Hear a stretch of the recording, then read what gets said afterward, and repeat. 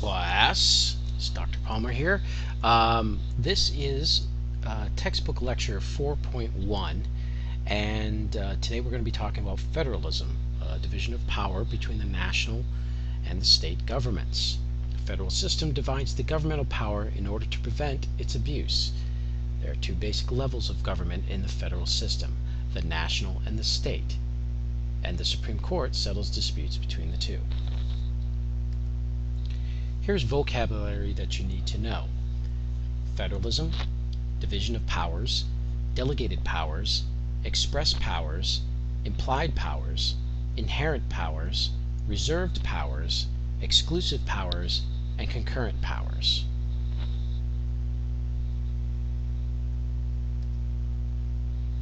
In this section, we're going to define federalism and explain why the framers chose this system of government rather than a unitary system. We'll also categorize governmental powers as national, state, or shared. We'll explain the place of local governments in the federal system, and we'll analyze how conflicts are resolved over the respective roles of national and state governments. You know that federal law requires young men to register for military service at age 18, that most employers must pay their workers at least $5.15 an hour and time and a half for overtime, and that no person can be denied a job on the basis of his or her race or ethnicity. You also know that state law says that you must have a driver's license in order to operate a car, that it's illegal for anyone under 21 to buy alcoholic beverages, or for anyone under 18 to buy cigarettes or other tobacco products, and that only those persons who can satisfy certain requirements can buy or own firearms. These are examples that illustrate a very complex system, the division of governmental power in the United States between national and state governments. This section will help you better understand that complicated arrangement. Why federalism? When the framers of the Constitution met in Philadelphia in 1787, they faced a number of difficult issues, not the least of them. How could they possibly create a new central government that would be strong enough to meet the nation's needs and at the same time preserve the strength of the existing states? Few of the framers favored a strong central government based on the British model, and all of them knew that the revolution had been fought in the name of self-government. Yet they also knew that the government under the Articles of Confederation had proven too weak to deal with the nation's many problems.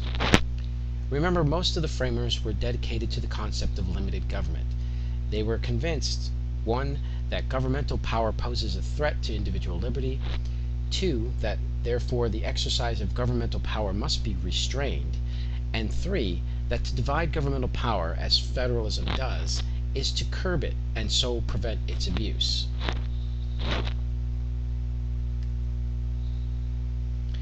Federalism is a system of government in which a written constitution divides the powers of government on a territorial basis between central or national government and several regional governments, usually called states or provinces. Each of these levels of government has its own substantial set of powers. Neither level, acting alone, can change the basic division of powers the Constitution has created. In addition, each level of government operates through its own agencies and acts directly through its own officials and laws. The American system of government stands as a prime example of federalism. The basic design of this system is set out in the Constitution. This document provides for a division of powers between the national government and the states. That is, it assigns certain powers to the national government and certain powers to the states. This division of powers was implied in the original Constitution and then spelled out in the Bill of Rights. The 10th Amendment says, "The powers not delegated to the United States by the Constitution, nor prohibited by it to the states, are reserved to the states respectively, or to the people." In effect, federalism produces a dual system of government. That is, it provides for two basic levels of government, each with its own area of authority. Each operates over the same people and the same territory at the same time. Federalism's major strength is that it allows local action in matters of local concern and national action in matters of wider concern. Local traditions, needs, and desires vary greatly from one state to another, and federalism allows for this very significant fact. Illustrations of this point are nearly endless. For example, a third of the states are directly involved in the liquor business, operating it as a public monopoly. Elsewhere, private enterprise is the rule. In 48 states, many gas stations are self-service. In New Jersey and Oregon, the law forbids motorists to pump their own gas. Only one state, North Dakota, does not require voters to register in order to cast their ballots. Only Nebraska has a unicameral or one-house legislature. Oregon is the only state that has legalized physician-assisted suicide. Only 5 states, Alaska, Delaware, New Hampshire, Montana, and Oregon, do not impose a general sales tax. While federalism allows individual states to handle state and local matters, it also provides for the strength that comes from union. National defense and foreign affairs offer useful illustrations of this point. So too do domestic affairs. Take, for example, a natural disaster. When a flood, drought, winter storm, or other catastrophe hits a particular state, the resources of the national government and all of the other states may be mobilized to aid the stricken area. Powers of the national government. The national government is a government of delegated powers. That is, it has only those powers delegated or granted to it in the Constitution. There are 3 distinct types of delegated powers: expressed, implied, and inherent. Expressed powers. The expressed powers are delegated to the national government in so many words, spelled out expressly in the Constitution. These powers are also sometimes called the enumerated powers. You can find most of the express powers in Article 1, Section 8. There, in 18 clauses, the Constitution expressly gives 27 powers to Congress. They include the power to lay and collect taxes, to coin money, to regulate foreign and interstate commerce, to raise and maintain armed forces, to declare war, to fix standards of weights and measures, to grant patents and copyrights, and to do many other things. Several other express powers are set out elsewhere in the Constitution. Article 2, Section 2 gives several powers to the President. They include the power to act as Commander-in-Chief of the Armed Forces, to grant reprieves and pardons, to make treaties, and to appoint major federal officials. Article 3 grants the judicial power of the United States to the Supreme Court and other courts in the federal judiciary. Finally, several expressed powers are found in various amendments to the Constitution. Thus, the 16th Amendment gives Congress the power to levy an income tax. The implied powers. The implied powers are not expressly stated in the Constitution, but are reasonably suggested or implied by the expressed powers. The constitutional basis for the implied powers is found in one of the expressed powers. Article 1, Section 8, Clause 18 gives Congress the necessary and proper power. The necessary and proper clause says that to make all laws which shall be necessary and proper for carrying into execution the foregoing powers and all other powers vested by this Constitution in the government of the United States or in any department or officer thereof. Through congressional and court interpretation, the words necessary and proper have come to mean, in effect, convenient and useful. Indeed, the necessary and proper clause is sometimes called the elastic clause because over time it is stretched to cover so many situations. Here are but a few of the thousands of examples of the exercise of implied powers.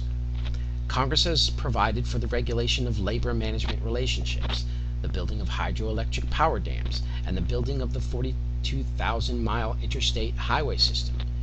It has made federal crimes such as acts of moving stolen goods, gambling devices, and kidnapping persons across state lines. It has prohibited racial discrimination in granting access to such places as restaurants, theaters, hotels, and motels. Congress has taken these actions, and many more, because the power to do so is reasonably implied by just one of the express powers, the power to regulate interstate commerce. The inherent powers. powers. The inherent powers belong to the national government because it is the government of a sovereign state within the world community. Although the Constitution does not expressly provide for them, they are powers that national governments have historically possessed. It stands to reason that the framers intended that the national government they created could hold these powers. The inherent powers are few in number. The major ones include the power to regulate immigration, to deport undocumented aliens, to acquire territory, to grant diplomatic recognition to other states, and to protect the nation against rebellion and other attempts to overthrow the government. One can argue that most of the inherent powers are implied by one or more of the express powers. For example, the power to regulate immigration is suggested by the express power to regulate foreign trade. The power to acquire territory can be drawn from the treaty-making power and several war powers. But the doctrine of inherent powers holds that it is not necessary to go to these lengths to find these powers in the Constitution. In short, these powers exist because the United States exists.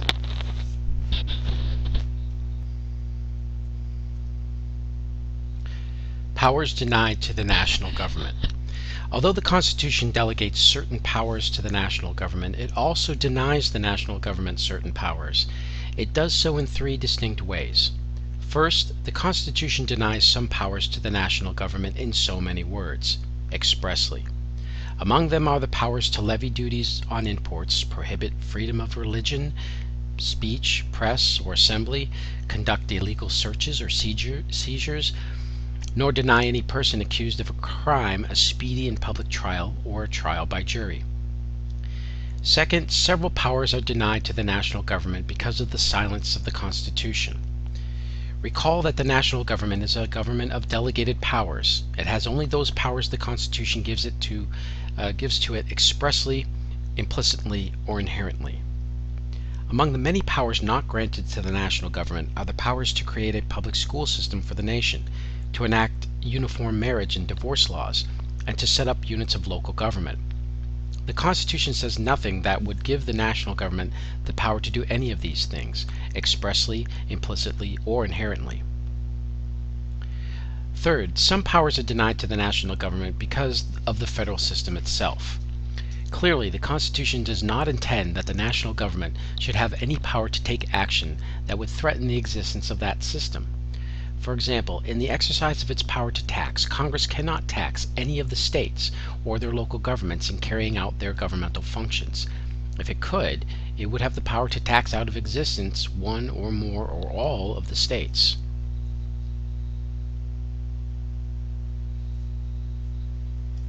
The states. The 50 states are the other half of the very complicated equation we call federalism. Their role in the American federal system is no less important than the role of the national government. Powers reserved to the states. As you recall, the 10th Amendment declares that the states are governments of reserved powers.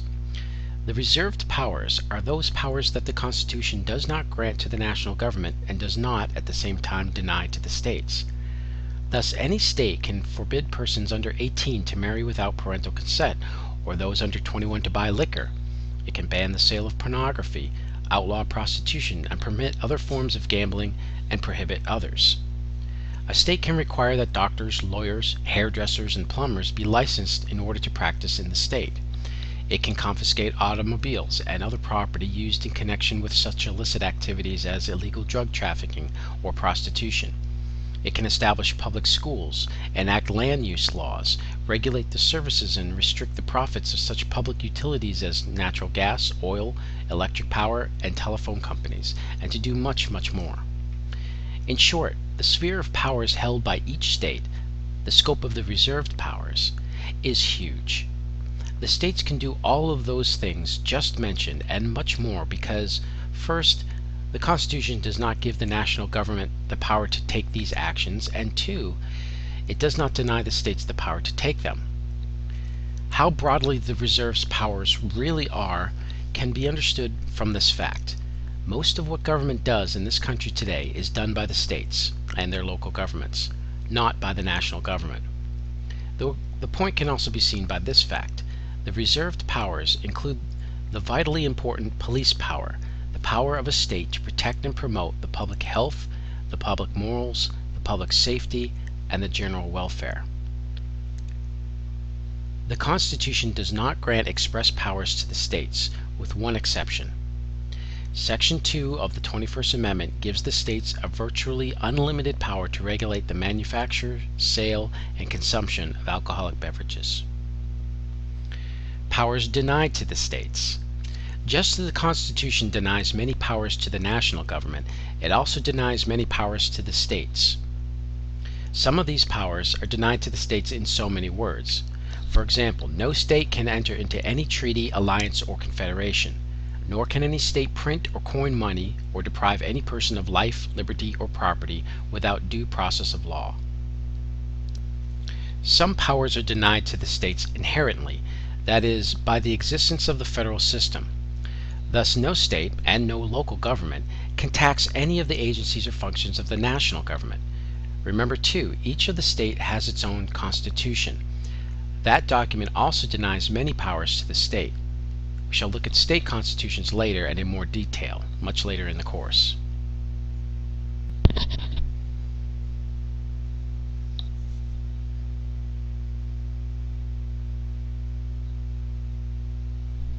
Most of the powers that the Constitution delegates to the national government are exclusive powers. These are the powers that can be exercised by the national government alone. These powers cannot be exercised by the states under any circumstances. Some of these powers are expressly denied to the states.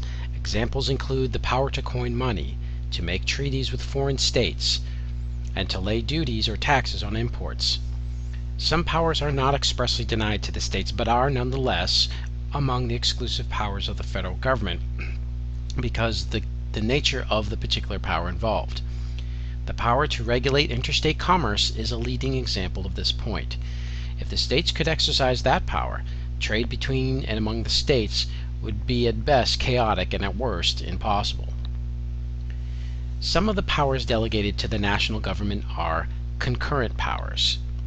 The concurrent powers are those powers that both the national government and the states possess and exercise.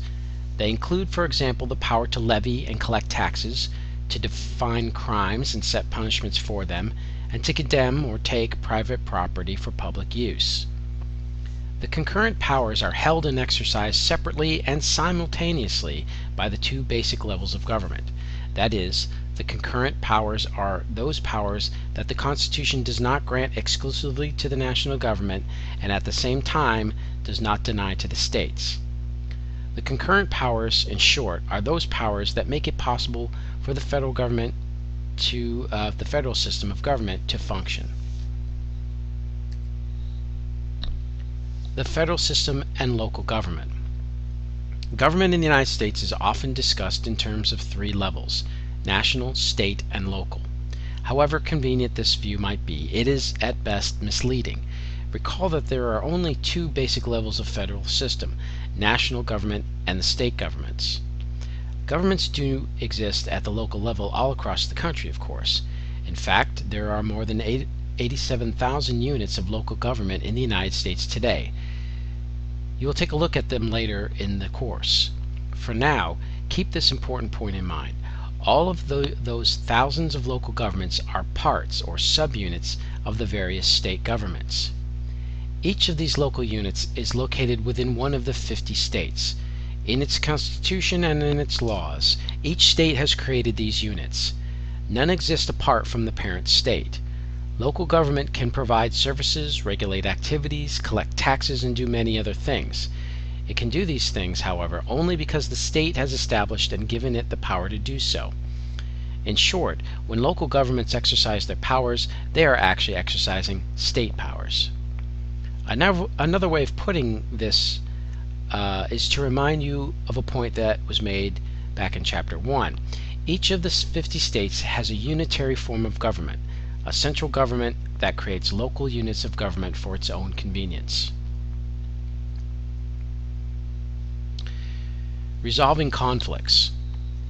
As you have just seen, the division of powers in the American federal system produces a dual system of government, one in which two basic levels of government operate over the same territory and the same people at the same time. Such an arrangement is bound to result in conflicts between national and state laws. The Supremacy Clause.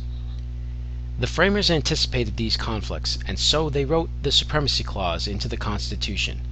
That provision declares that this Constitution and the laws of the United States, which shall be made in pursuance thereof, and all treaties made or which shall be made under the authority of the United States, shall be the supreme law of the land, and the judges in every state shall be bound thereby, anything in the Constitution or laws of any state to the contrary notwithstanding. This is in Article 6, Section 2.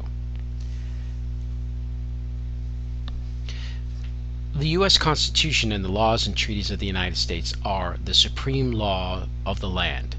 This means that the Constitution stands above all other forms of law in the United States. Acts of Congress and treaties stand immediately beneath the Constitution. The Supremacy Clause has been called the linchpin of the Constitution because it joins the national government and the states into a single governmental unit, a federal government. In other words, the Supremacy Clause holds together the complex structure that is the American federal system. The Supreme Court and Federalism.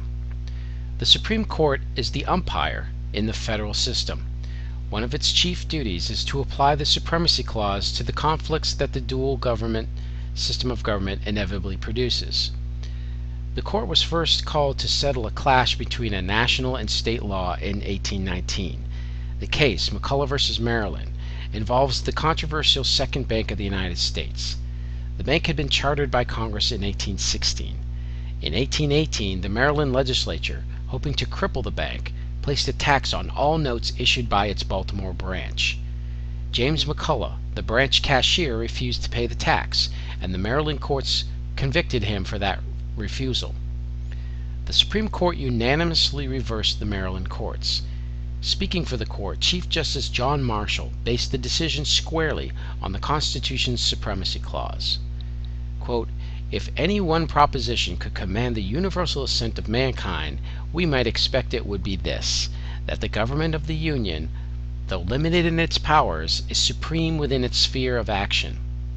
The states have no power to retard, impede, burden, or in any manner control the operations of the constitutional laws enacted by Congress." Since this landmark case, it has been impossible to overstate the significance of the court's function as the umpire of the federal system. Had the court not taken this role, the federal system, and probably the United States itself, could not have survived its early years.